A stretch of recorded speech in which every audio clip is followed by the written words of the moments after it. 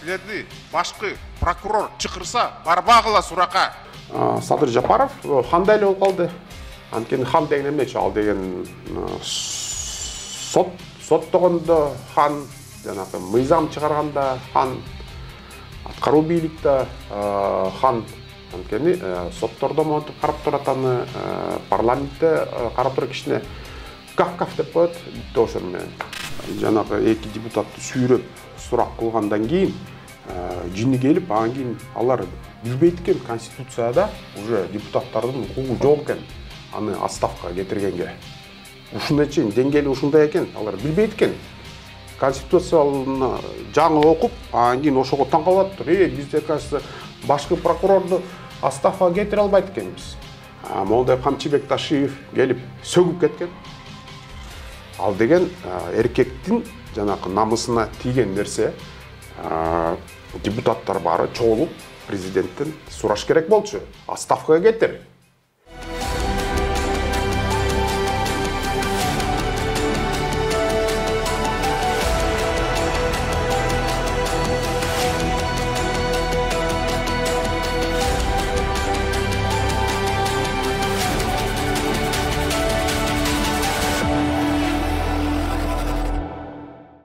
Кутмандуу күнүңүздөр менен, урматтуу Политклиника медиасынын көрөрмандары, бүгүн биздин студиябызда юрист Нурбек Токтакунов болмокчу. Саламатсызбы? Кош келдиңиз биздин студиябызга. Алгач эле ушул кемпир-абад маселесинен баштасак суроомду. Ушул кемпир-абад маселесине байланыштуу камалгандар ачкачылык жарыялады. Анан бул боюнча кандай комментарий бересиз? Алардын ден соолугу үчүн ким жооп берет? Ушул кемпир-абад маселесинде эки маселе бар. Саясий маселе, кийин жарандык коомдун маселеси.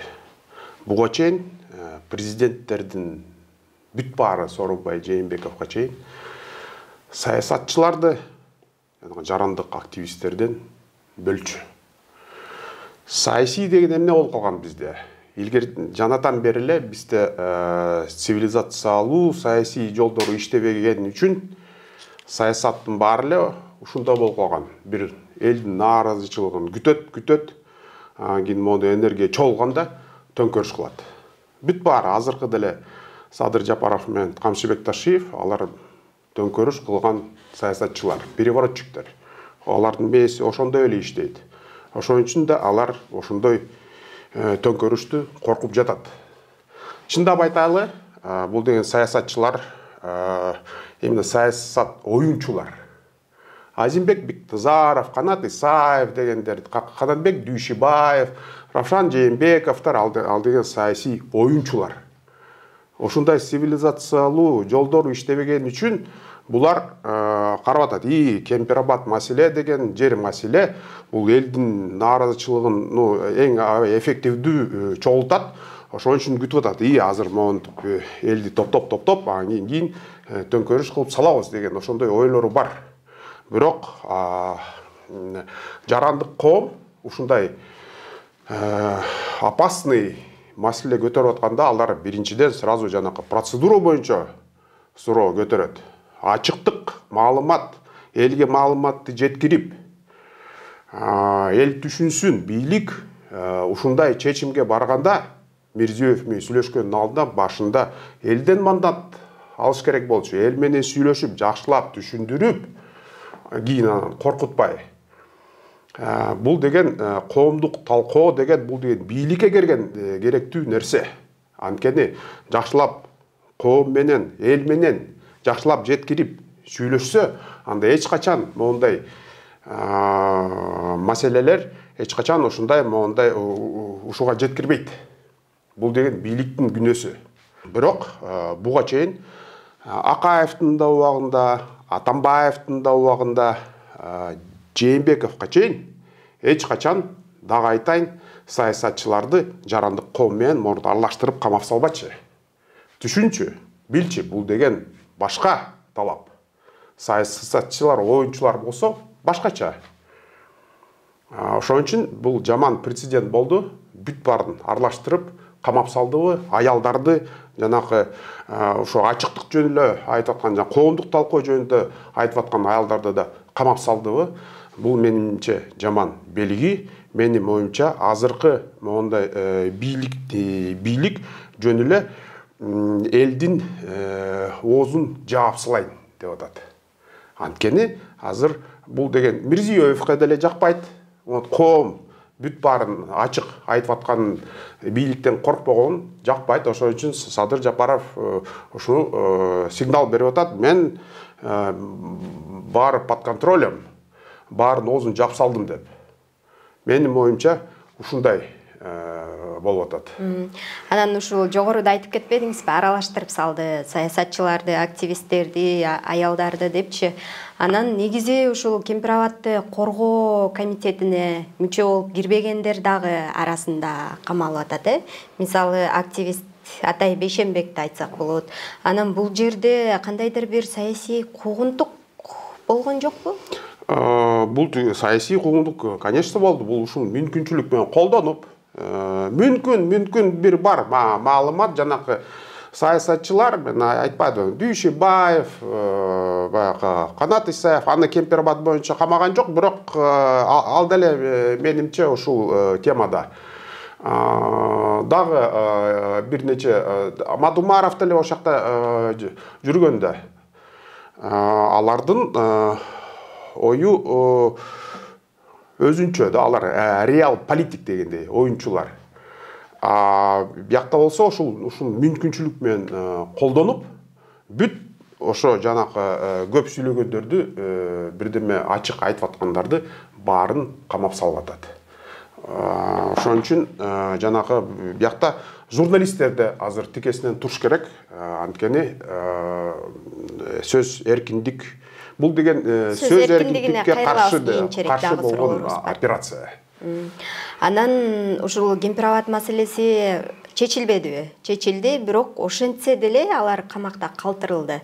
Буга эмне негиз болуп атат? Сиз ошол жерде чуркап жүрөсүз да, юрист катары айтсаңыз, кандай негиздердин негизинде камап жатышат да, кой бербей?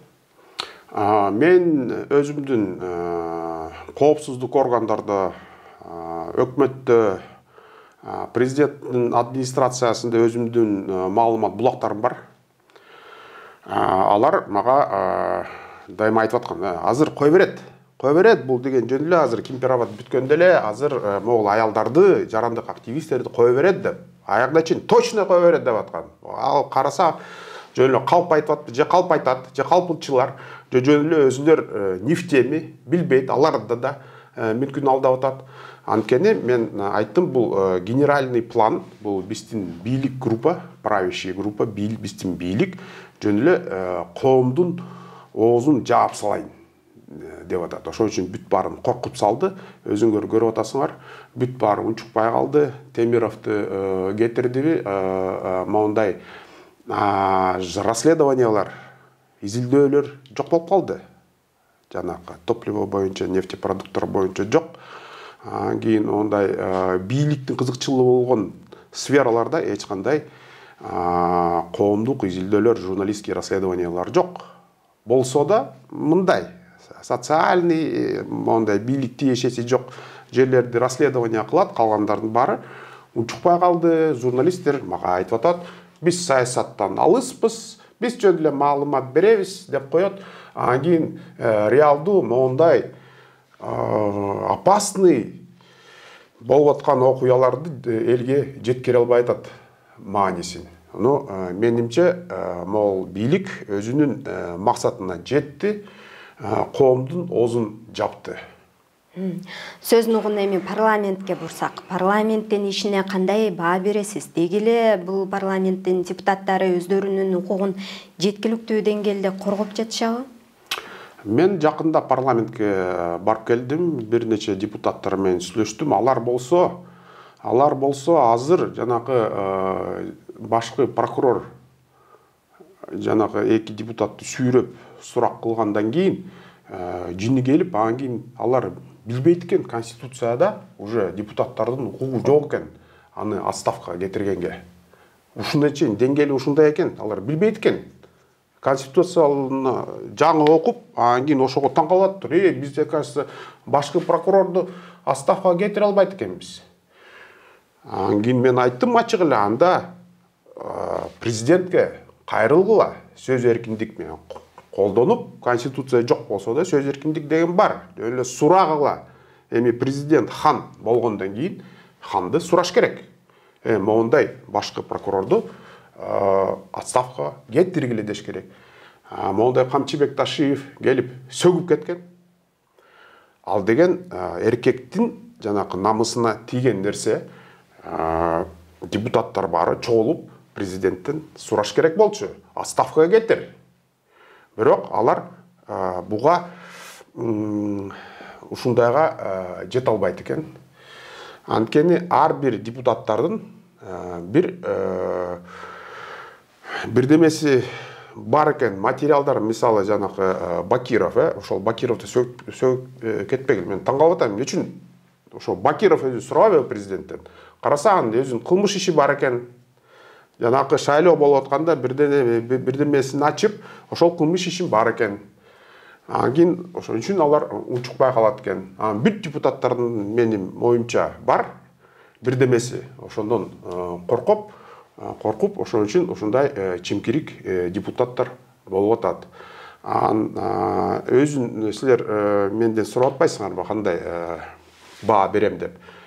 Депутаттар өзүлөр үчүн туруп бербесе, анда эл үчүн туруп бербейт. Ошон үчүн мен мына Эльвира Сурабалдиеваны мурун сынап жүрчүмүн, бирок Эльвира Сурабалдиева өзүн үчүн, хотя бы өзүнүн бизнес үчүн туруп берет. Спокойно эркек болуп, моундай ГКНБден, Ташиевден коркпой, Садырдан коркпой, өзүн үчүн туруп берип атат. Ар бир депутат хотя бы өз кызыкчылыгы үчүн туруп берсе, анда ошондо саясий күч болмок.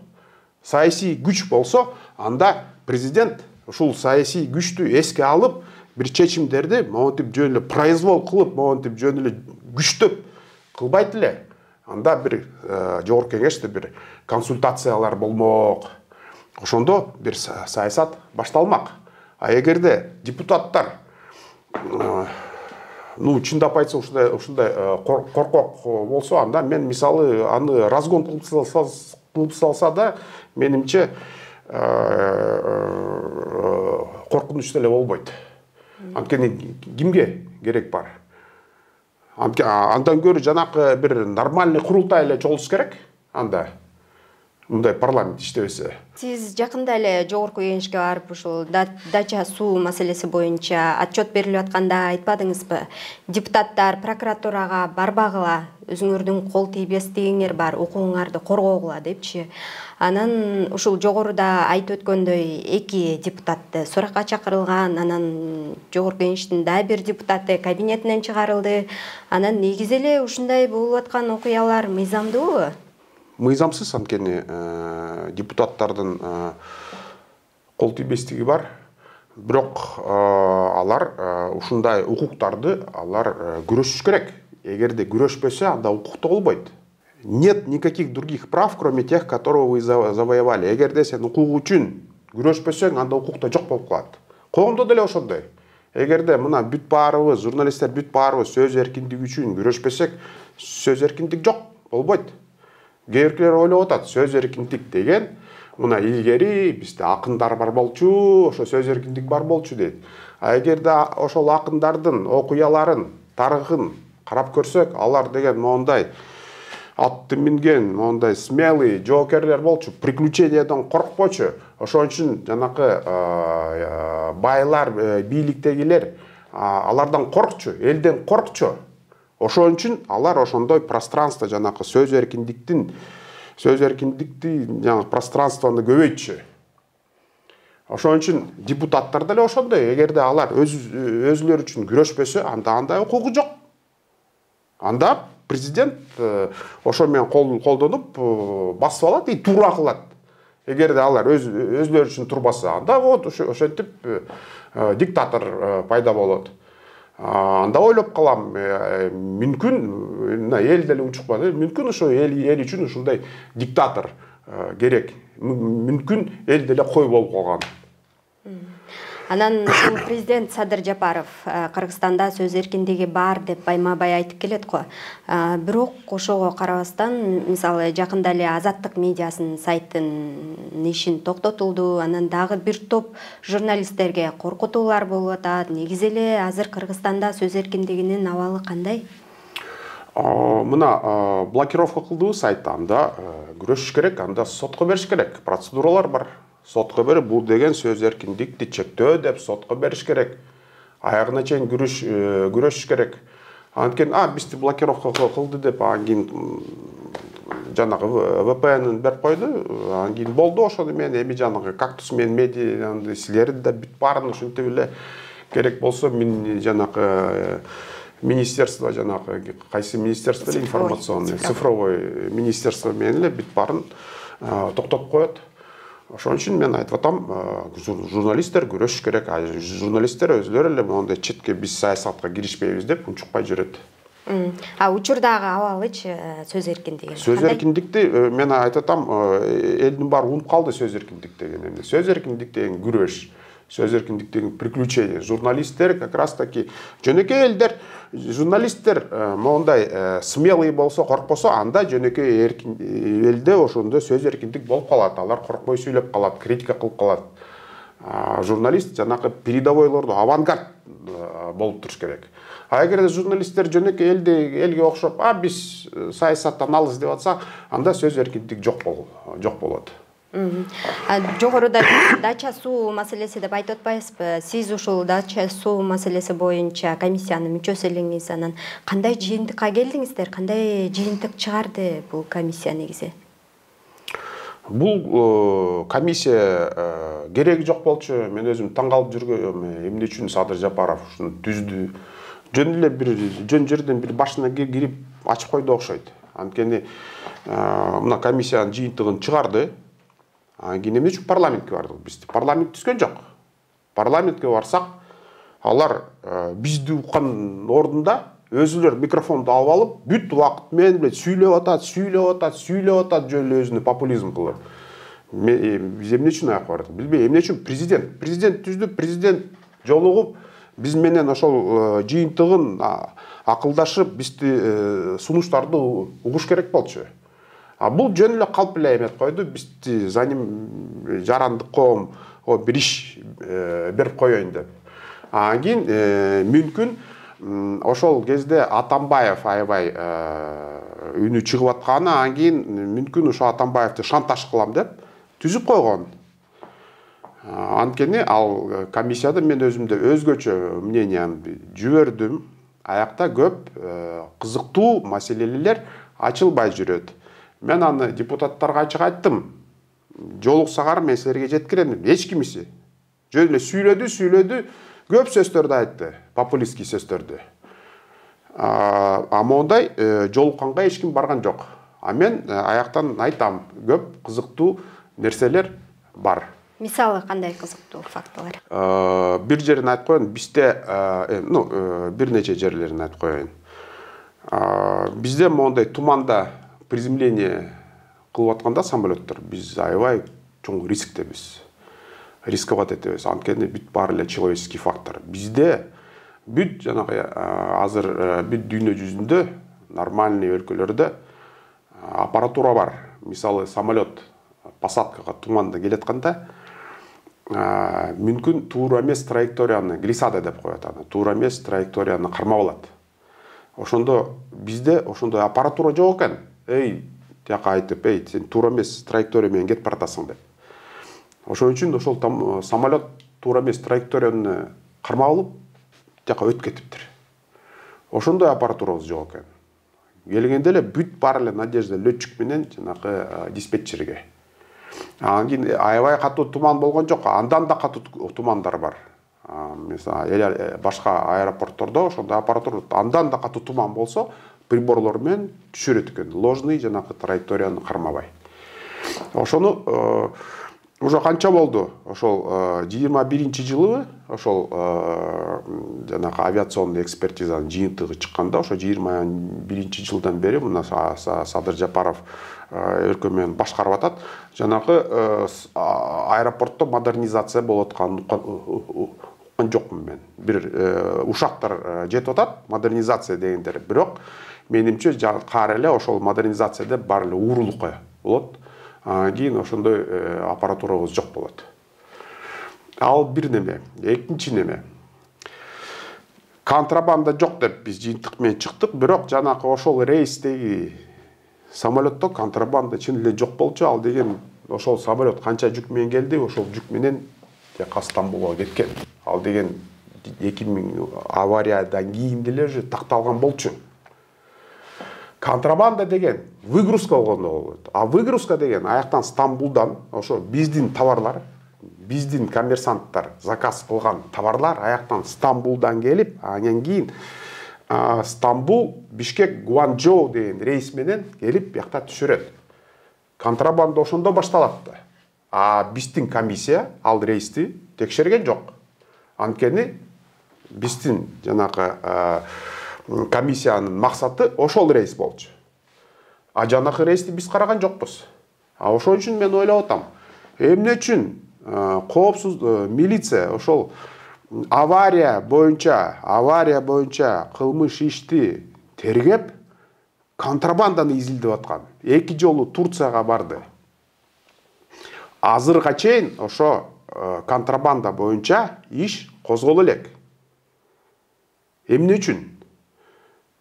Ошол жанакы авиа катастрофа боюнча кылмыш ишин тергеп, бүт жанакы бизде заказчиктерди текшерет алар, кошмарить этет. Аны биз караган жокпуз. Анткени биз ошол эле рейсти карагыла деген. Эмне үчүн? Анткени алар атайын козгогон жок ошол контрабанда боюнча. Кармабады беле бирөөнү өз убагында. Кармаган.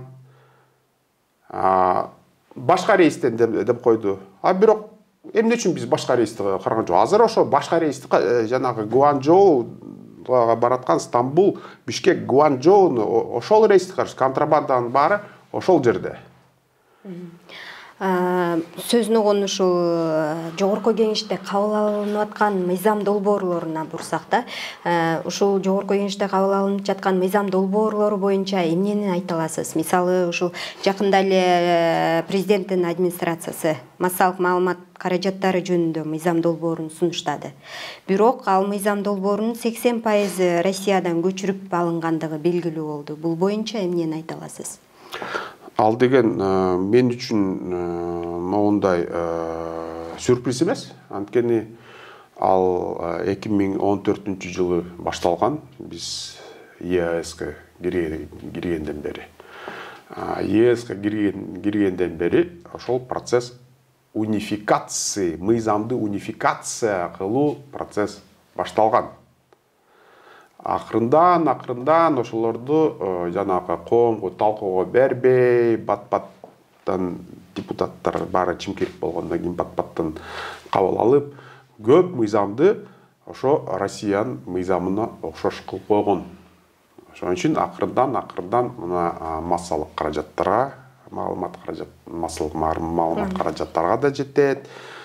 Жарандык коомго да жетти. Азыр акырындан булар мондай как бультерьер сыяктуу болуп атат да, бультерьер менен бирөөнүн кекиртегинен кармап алганда ал кармайт да катуу. Андан кийин акырын монтип кете берет, акырын монтип.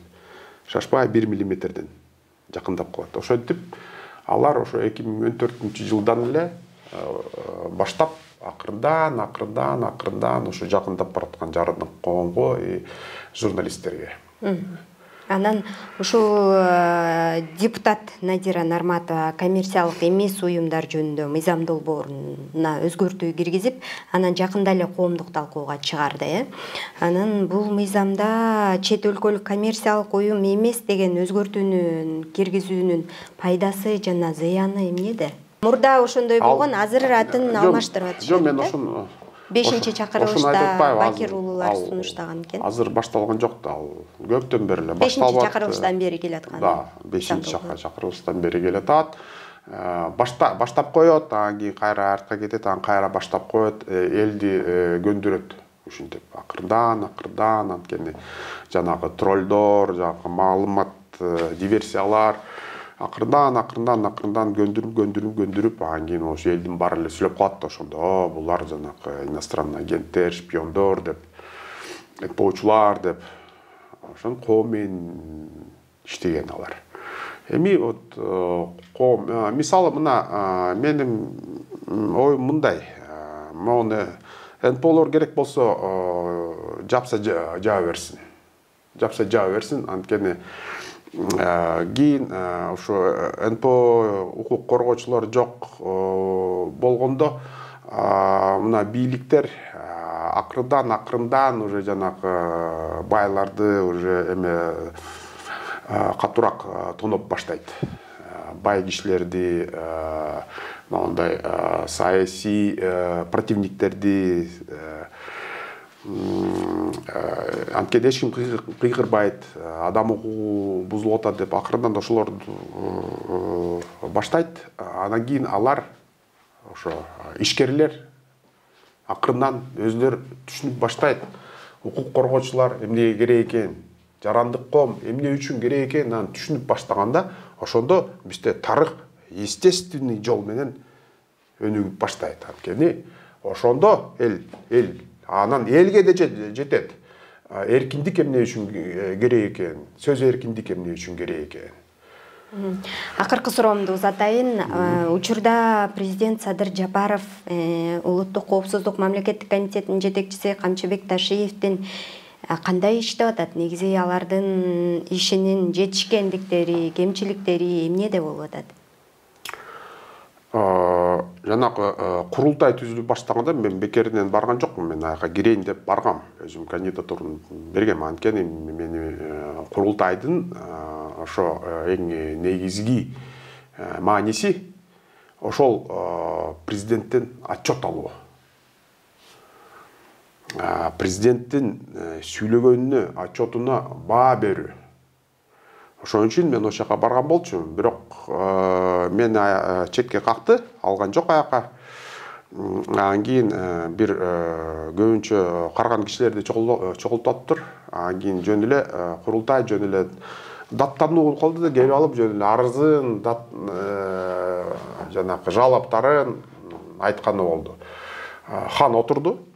Алар келип баары эле жалабасын айтып атты. Ал деген башка институт. Ал деген жарандын бийликке кайрылуу институту таптакыр башка. Ал деген атайын мыйзам бар. Закон жарандын кайрылуусун кароо боюнча атайын мыйзам бар. Курултай деген бийликке баа берүү. Ошон үчүн курултай, эмне үчүн мен айтам, бул деген курултай эмес. Жөн эле курултай мына чогулганда башында төраганы шайлап атканда ар кайсы жерден келген элдер, алар ар бир топтун өзүнүн кандидатурасы болот. Нормальный курултай болгондо ошол төрага пост үчүн эле мондай сөз жарыштар болот. Төраганы тандаган үчүн эле аз дегенде 1-2 күн керек. Анан кийин төраганы тандагандан кийин, шайлагандан кийин жанагы повестка, суроолорду, кайсы суроолорду ошол курултай кайсы суроолорду карайт, повестканы кабыл алыш үчүн да 1-2 күн кетет. Аз дегенде нормальный курултай ушинтип чогулганда ошо бир жума ошо только повесткага, анан кийин төрага шайлаганга кетет. Булар болсо баары эле бир күндө кылып коет. Уже регламентин караганда эле мен айттым, бул уят да, бул каяктагы монтип кол көтөрүп койгон эле. Көрдүңөр беле ошол уят нерсени кантип шайлап өтүп аткан. Алар айтат, так суроону койду, анан кийин макул, каршы кандай добуш, бир добуш. Макул, каршы, калыс жок, бир добуш. Ошондо Молду макул каршы бир жак макул деген чалдар болду. Макул деген көтөрө алган ошого жетпей эле уже бир добуштан деп койду. Ал деген уят да. Анын ушунча киши чогулду, эмне үчүн алар аксакал болуп ошого көңүл бурган жок. Болбойт да андай. Анан кийин Садыр Жапаров сүйлөдү, Тигил Жапаров сүйлөдү, спикер сүйлөдү. Ага баа бериш керек да. Кандай көп мода көйгөйлүү резонанстуу маселелер бар. Алтын боюнча, Кемпирабад боюнча, бюджет жанакы дефицит боюнча бюджеттин. Аны ошону түшүнүш үчүн да убакыт керек да. Сразу эле кабыл алып, анын резолюцияны ошентип эле бир заматта единогласно этип койгон. Бул деген курултай эмес, бул уят. Уят эле болуп калды. Ал деген курултай эмес. Мисалы, жакшылап настоящий курултай болсо, ошондо Садыр Жапаровго президентке тайыныч болмок. Нормально суроо берип, баа берип, нормально анан кийин маалымат элге таратып, а биякта аты эле болбосо заты башка болуп калды дейсизби? Ошол президенттин ишине, ушул бир жылдын аралыгында жасаган ишине баа берип өтсөңүз. Садыр Жапаров азыр аябай эффективдүү жолдор менен диктатор болуп калды. Бүт баарын өзүнүн алдында сот системасы. Азыр Садыр Жапаров хандай эле болуп калды. Анткени хан деген эмнечи? Ал деген соттогондо хан, жанагы мыйзам чыгарганда хан, аткаруу бийликте хан, укук коргоо органдары менен башкарган хан, ошондой эле хан болуп калды. Анткени соттордо монтип карап турат аны, парламентте карап туруп кичине каф деп коет, бүттү ошону менен. Ошон үчүн Садыр Жапаров хан болуп калды. Эмне дейм? Мына ушундай бар. Жакшы, Нурбек мырза, убактыңызды бөлүп келип бергениңизге ыраазычылык билдиребиз. Ушуну менен коштошобуз. Сиздер менен мен Кымбат Турдубекова болдум. Политклиниканын YouTube каналына, Facebook баракчасына жазылууну унутпаңыздар. Сак саламатта туруңуздар.